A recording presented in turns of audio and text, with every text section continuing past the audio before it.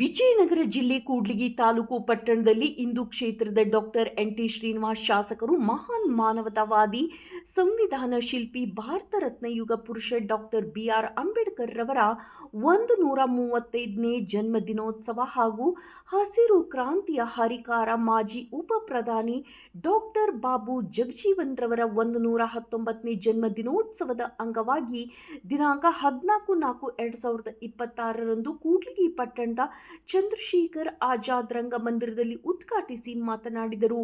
ಬಾಬಾ ಸಾಹೇಬ್ ಅಂಬೇಡ್ಕರ್ ಅವರ ಆದರ್ಶಗಳು, ಸಂವಿಧಾನ ಮೌಲ್ಯಗಳು ನಮ್ಮ ದೇಶದ ಶಕ್ತಿ.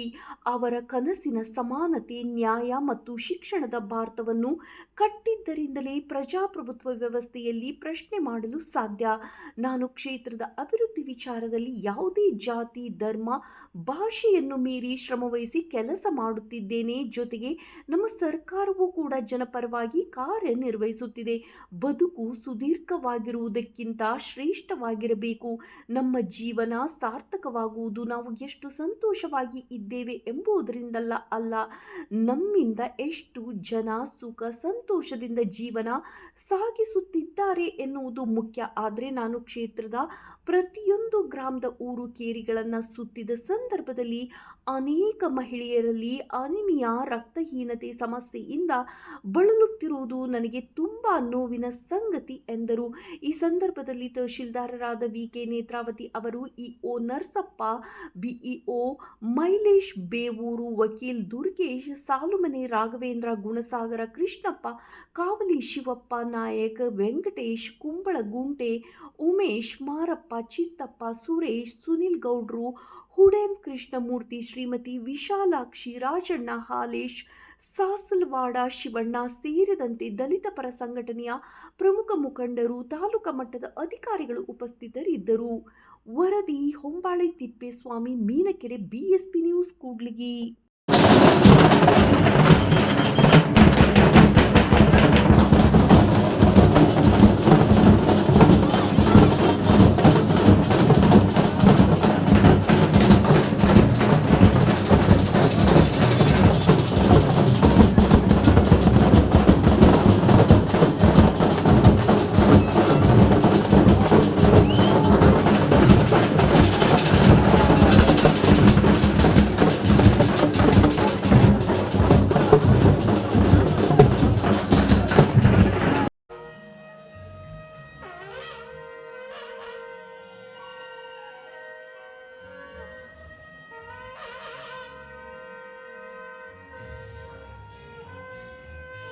ಕೂಡ್ಲಿಗಿ ತಾಲೂಕಿನ ಅಭಿವೃದ್ಧಿಗೆ ಸಮಪಾಲು ತತ್ವವನ್ನು ನಾವು ಅಳವಡಿಸಿಕೊಂಡು ಈ ಮೂಲಭೂತ ಕರ್ತವ್ಯಗಳ ಸಾಮಾಜಿಕ ಆಸ್ತಿಯನ್ನು ರಕ್ಷಿಸುವುದು ಮತ್ತು ಮುಖ್ಯವಾಗಿ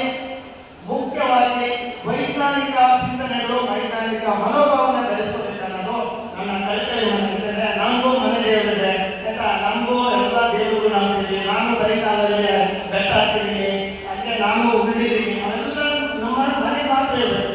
ಆದರೆ ಇವತ್ತು ನಾನು ವೈಜ್ಞಾನಿಕ ಚಿಂತನೆಗಳ ಅಳವಡಿಸಿಕೊಂಡಿಲ್ಲ ಅಂತಂದ್ರೆ ನಾನು ಡಾಕ್ಟರ್ ಆಗ್ತಿದ್ದಿಲ್ಲ, ನಾನು ಶಾಸ್ತ್ರ ಆಗ್ತಿದ್ದಿಲ್ಲ. ಅದಕ್ಕೋಸ್ಕರ ನೀವೆಲ್ಲ ನಾನು ಊರುಗಳು ಬಂದಾಗ ಅವೆಲ್ಲ ಏನು ದೇವರ ಬಗ್ಗೆ ಭಕ್ತಿ ಭಾವನೆ ತೋರಿಸ್ತಾ ಇದ್ರಿ. ನಾನು ಈ ನನ್ನ ವಿದ್ಯಾರ್ಥಿ ಜೀವನ ಉದ್ದಾರದಿಂದ 45 ವರ್ಷದಿಂದ ನೋಡಿದಂಥ ಜಾತ್ರೆಗಳು, ಹಬ್ಬಗಳು, ಮನೆಗಳನ್ನ 2 ವರ್ಷದಲ್ಲಿ ನೀವು ತೋರಿಸ್ಬಿಟ್ಟಿರಿ, ತೋರಿಸ್ಬಿಟ್ಟಿದ್ದೀರಿ. ಆಯ್ತಾ, ನನಗೂ ಖುಷಿ. ಆಯ್ತಾ, ಎಲ್ಲ ಸಂಬಂಧ ಕುಟುಂಬಗಳು ಬೆಳೆಯೋದು ಎಲ್ಲ ಸೇರೋದು ಬಹಳ ಖುಷಿ. ಆದರೆ ಅದು ಊರಿಗೆ ನಮ್ಮ ಕುಟುಂಬದ ಮಾತ್ರ ಸೀಮಿತವಾಗಿರಬೇಕು. ಅದನ್ನ ಜಾತಿ ಮತ್ತು ಧರ್ಮವನ್ನ ಬೆಳೆದು ಮತ್ತೆ ಅದು ಬೇರೆ ರೀತಿ ತಗೊಳ್ಳೋಕೆ ಹಾಕಬಾರ್ದು. ವೈಜ್ಞಾನಿಕ ಚಿಂತನೆ ಇರಬೇಕು. ಒಂದು ಏನು ಬಾಬಾ ಸಾಹೇಬ್ ಅಂಬೇಡ್ಕರ್ ಕೊಟ್ಟಂತ ಸಂವಿಧಾನವನ್ನು ಸರ್ವರಿಗೆ ಸಮಪಾಲನನ್ನ ಯಾವತ್ತೂ ನಮ್ಮ ಜನಪ್ರಿಯ ಮುಖ್ಯಮಂತ್ರಿಯರಾದಂತಹ ಸಿದ್ದರಾಮಯ್ಯ ಸಾಹೇಬರು ಮತ್ತು ಉಪಮುಖ್ಯಮಂತ್ರಿಯಾದ ಡಿ.ಕೆ. ಶಿವಕುಮಾರ್ ಅವರು ನಮ್ಮ ಸರ್ಕಾರ ಯಾವತ್ತೂ ಒಂದು ಜನಪರವಾದ ಕಾರ್ಯಕ್ರಮಗಳಿಗೆ ಸರ್ವರಿಗೆ ಸಮಪಾಲನ ಆಶಯಗಳನ್ನು ಈಡೇರಿಸ್ತಾ ಬಂದಿದೆ. ಮುಂದಿನ ದಿನಗಳಲ್ಲಿ ಕೂಡ ಇನ್ನೂ ಹೆಚ್ಚಿನ ನಿಮ್ಮ ಎಲ್ಲರ ಆಶೀರ್ವಾದದೊಂದಿಗೆ ಇನ್ನೂ ಹೆಚ್ಚಿನ ಕೆಲಸ ಒಂದು ಸಂವಿಧಾನ ಮಾಡಲಿಕ್ಕೆ ನಿಮ್ಮ ಆಶೀರ್ವಾದ, ನಿಮ್ಮ ಬೆಂಬಲ ಇದೆ ಅಂತ. ಮತ್ತೆ ಯಾರು ಸಭೆಗಳಲ್ಲಿ ಇದೇ ರೀತಿ ಇರ್ತದೆ, ಟೈಮ್ ಆಗ್ತಾ ಇರ್ತದೆ. ಆದರೆ ನಾವು ಮನೆಯಲ್ಲಾಗಿರ್ಬೋದು, ಕಚೇರಿಯಲ್ಲಾಗಿರ್ಬೋದು, ಇಲ್ಲ ಎಲ್ಲ ಹಳ್ಳಿಗಳಿಗೂ ಬರ್ತೀವಿ.